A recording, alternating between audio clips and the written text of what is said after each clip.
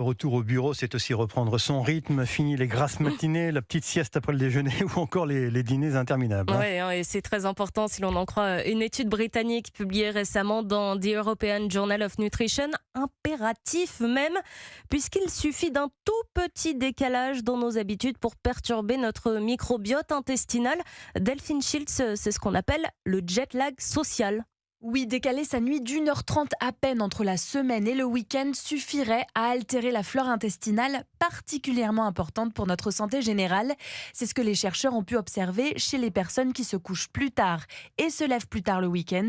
Benoît Chassin, directeur de recherche à l'INSERM. Ils avaient des différences sur quelques bactéries intestinales qui semblent être plutôt associées à des mauvaises fonctions ou des bactéries plutôt à pouvoir pro-inflammatoire. Un résultat à nuancer toutefois. Dans l'étude, ceux qui décalent leur sommeil sont généralement plus jeunes, ont une alimentation moins saine, des facteurs qui peuvent aussi perturber le microbiote. Cette étude est une première étude très importante, mais il faut maintenant aller plus loin.